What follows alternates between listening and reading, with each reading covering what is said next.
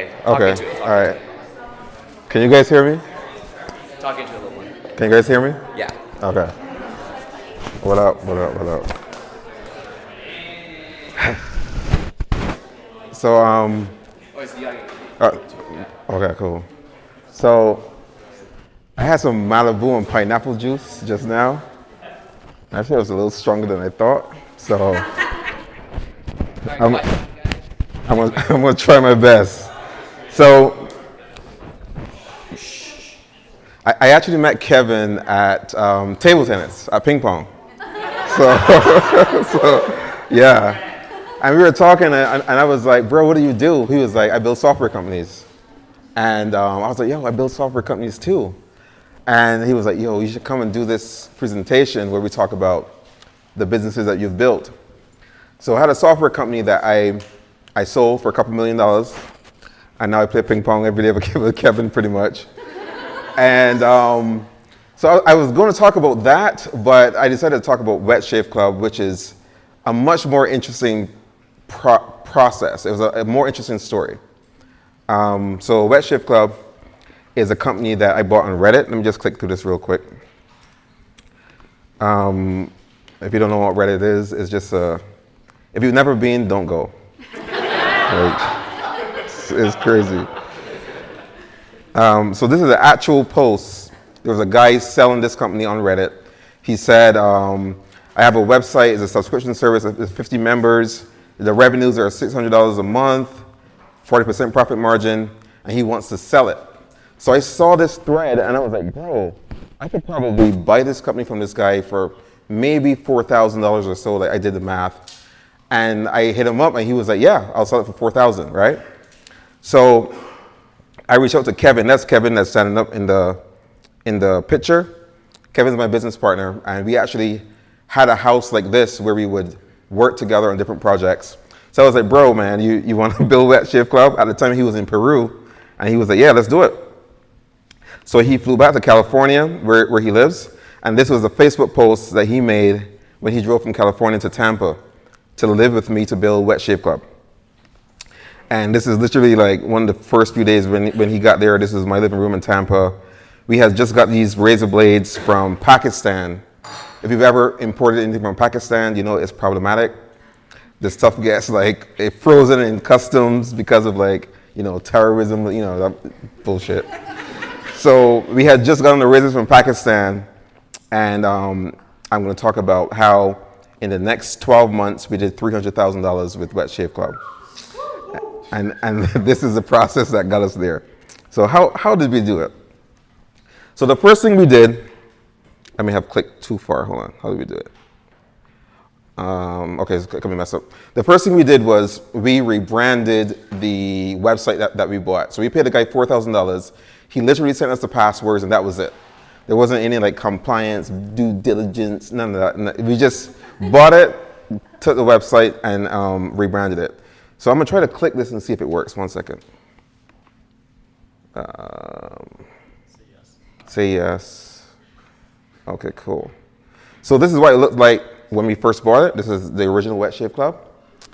And we turned it into this. Kind of like more blues. It seemed a little bit like high end, but it was really the same thing at that point, but we wanted it to look cooler. Now, how do I get back to the presentation? I have no idea. Is it this one? Okay, cool. Oh, Yeah. So the next thing we had to do, step 2, was to expand the product line and raise the prices, right? So let me show you what the product looked like when we first bought it. This was it. Literally, this was Wet Shave Club when we first bought it. It was this box and these two soaps that you would get every month for $12 a month. And enough people bought it to get to $600 a month, right? So we were like, you know what? We need to get a full product line.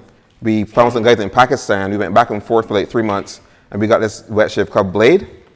And then this was the entire product line at that point. We got a brush, we got this soap, we got an aftershave, we got a razor cover from a guy in New Jersey.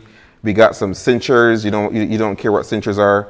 We got razors and so on, right? So we kind of build up the product line and really expanded what the business looked like at the time. So let me try to go back here now. Wait 1 second. That's not it. How do I get back? Which one is it? Okay, cool. Appreciate it, bro. So the next step was the box rebranding, and I showed you what the box looked like before. It was kind of trash. But it's not letting me click it. But anyhow, and then the next step was to so for the box we went on 99designs.com. We found a guy. We paid him like $900 to design the box. Then we found a guy in Middle America, a company called Salazar, and they took the design and created the box for us. So we would pay for these boxes, maybe like $1 per box, right? The next thing we did was increase the prices. So now we had like more product. We had a box that looked pretty cool. It looked like a professional company, but it was still being done from my living room. And we raised the prices to $29 per month with the focus to get people to sign up for the 1 year subscription. So if you go with 1 year, it kind of reduces your churn and you get like a bunch of money up front. And we use that money to essentially do marketing and grow the business out. So I'll show you what that looks like. Step 5, and we're almost there, was marketing, right? And let's see if I can click this. I probably cannot. But if this worked, for marketing, what we did was we went to YouTube and we found a bunch of influencers on YouTube, and essentially sent them a free box and said, you know what, if you do a YouTube video for us, we'll give you a discount code, and if people purchase through that discount code, we'll give you a commission. And we found like almost 100 influencers to do that with. Then we went to podcasters and essentially said, you know what, I'm going to talk about the business. I'm going to talk about entrepreneurship and marketing and customer acquisition. If you bring me on, just let me talk about Wet Shave Club. And when that podcast thing worked, we hired a virtual assistant in the Philippines and had them reach out to hundreds of podcasters that were business podcasters. And basically I went on and talked about the company, and sales started to just go up. And we hired a second VA. I was literally doing like 3 podcast interviews per day for like 6 months. And that was like the core of building that business. Let's see what else we got. And then here I'm just talking about the ordering and warehousing and shipping. And I would, if this worked, click to show the warehouse, but it's not working. But that's fine.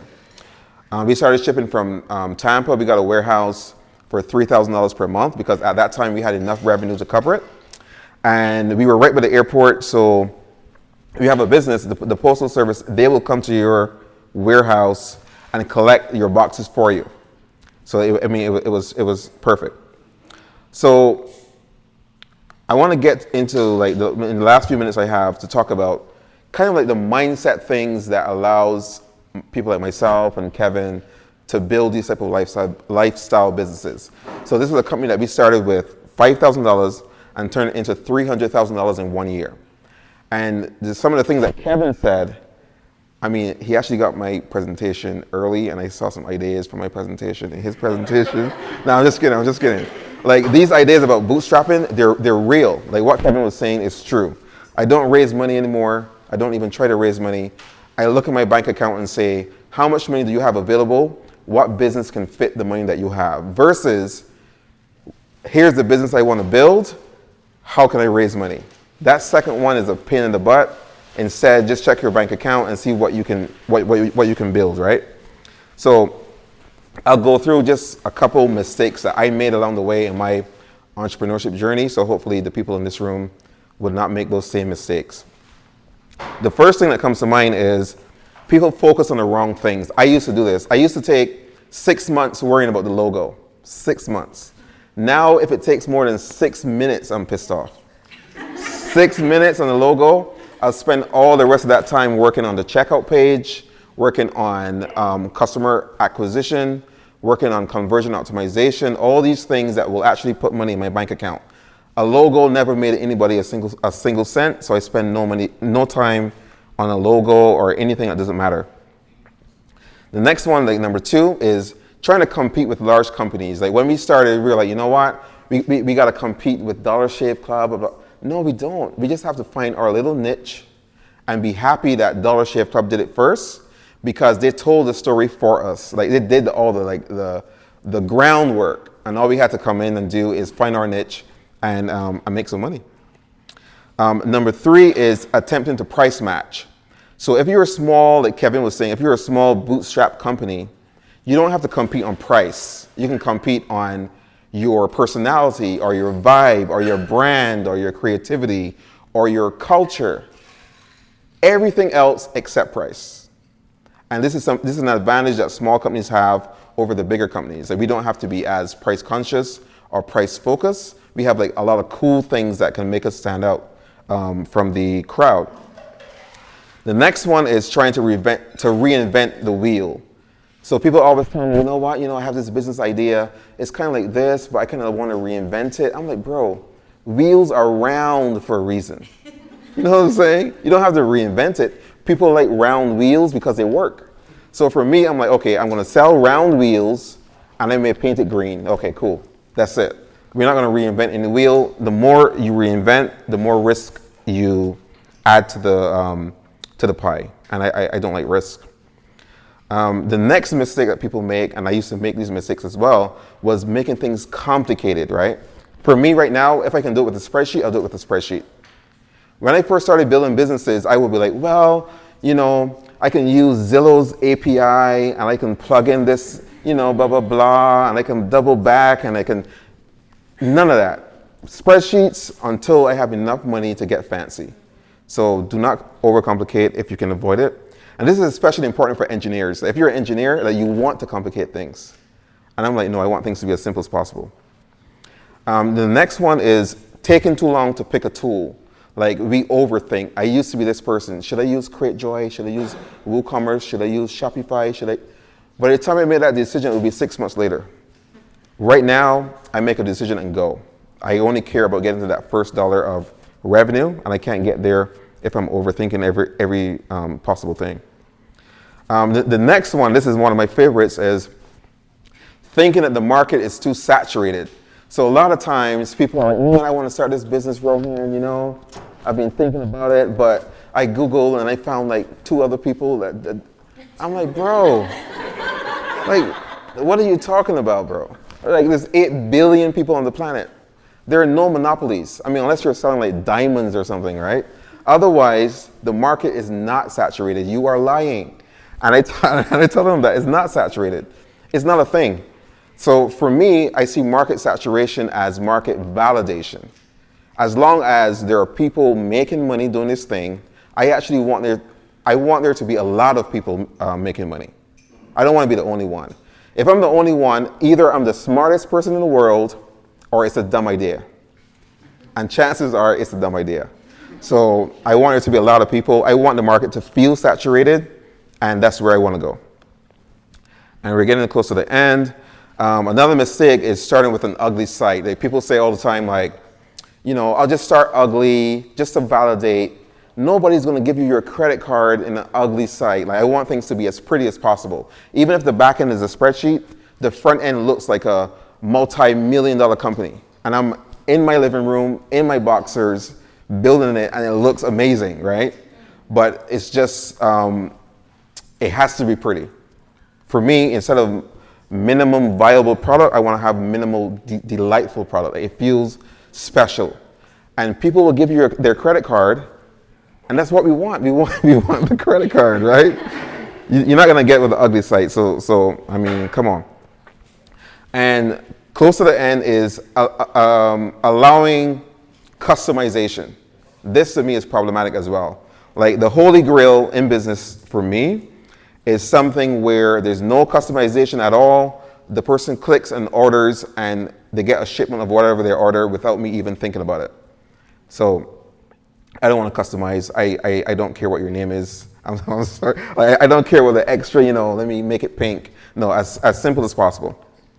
Prioritizing validation over execution. So this is one more thing too, where people, they spend a lot of time saying like, I want to validate the idea. Instead, I say, you know what? I want to start businesses that multiple people are already doing so that the business is already validated. It's already validated. And I just want to be person number 5,001 or something, right? That way I'm not spending 6 months doing validation tests. Like, who has time for that? Like, I'm dying. Like, I'm almost 50. Like, come on. And then, and this is close to the end, is customers having to guess what you're selling. So if you have a website, think of your website at like an iceberg, and the part of the iceberg that's above the water is almost the only part that matters. There's a lot more under the water, but nobody cares about that. People only care about the first thing they see when they get to the website. So you want to tell your story above the fold as soon as they get there. And this may be the end.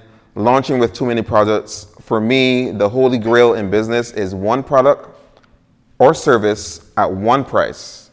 One product at one price, or one service at one price. That's the holy grail. Once you do that, you can then say, you know what, let me add some extras, let me add some additional complementary products. But to start, you want to keep it as simple as possible. And the peanut allergy problem for me, and I'll describe this really, really quickly, so I'll wrap up. So if you have a chocolate business, do not take the peanuts out the chocolate. And the reason why I say this is because a lot of people say, well, you know, there's 5% of the population that have a peanut allergy, so let me take the peanuts out and harm the other 95% of the population that want peanuts in their chocolate. And we kind of like overthink these things, and we over-engineer, and we like come up with all these solutions for things, when you can say, you know what, there's part of the population that I cannot serve, I'm going to serve this part of the population. To me, this is really important, and just focus on your niche. You can't be everything to everybody. And this is the last one, the final thing that I see people doing.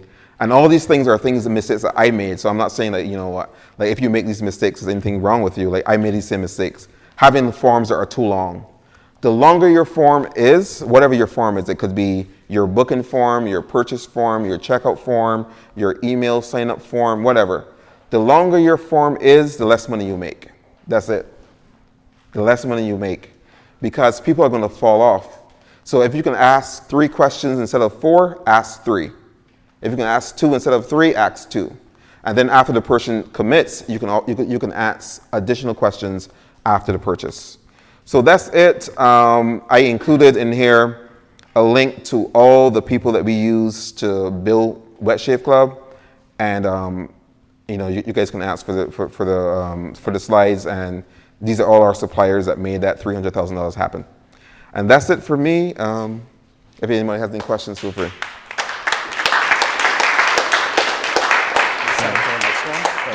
Yeah. Okay, cool. Is there anything? I know that was kind of fast. So you mentioned there's a lot of similar products on the market based on like the subscription model, especially. I guess it's a 2-part question, but how are you going to differentiate from what's already on the market, and what's your plan of action from getting from 6 to 7, 8 figure revenue generating business? Yeah. So the first question, to me, a lot of it is just like branding. Branding like you can tell such a really cool story with your brand and your colors and your content marketing and your communication. So I think that kind of separates you every single time. For the scaling part, when you start to scale out subscription box specifically, you need paid ads. But we did a lot of bootstrapping with influencers and with content marketing on Reddit. But paid ads would be the next move, like Facebook, Instagram, and maybe Twitter. Yeah. That's something you have not tested. Well, actually, we grew this business to a little over $1 million and sold it. Yeah, so I'm now working on something new. Yeah. Mm-hmm. You start most of your businesses with a partner or like solo? Used to be solo, but now I just like working with Kevin. His name is Kevin too, not this Kevin. Yeah. I know, it's kind of crazy. But yeah, so I work with Kevin now. And people always talk about, you know, like for me, I would rather 50% of a watermelon versus 100% of a grape. And I have a better chance of getting to a watermelon with a partner. Yeah. So then follow-up is like, how do you choose a business partner? I feel like that's a pretty big decision. Must be able to play ping pong. No. So, which he does play too. Business partner, I want this person to have some skills that I don't have and be really, really, really good. But it's not going to be my close friend. He wasn't my friend at the beginning, but he had some skills that I didn't have that were complementary. And I also liked him as a person, and so those two things were enough. Yeah. Cool. Sweet. All right, thanks, bro. Thank you. Yeah. Thank you. Rohan. I think the biggest takeaway, guys, the biggest takeaway is if you want to be rich, play ping pong. Yeah. Because all the rich people are at the ping pong center. Right? I'll get this off, bro. You help me out. Oh, yeah.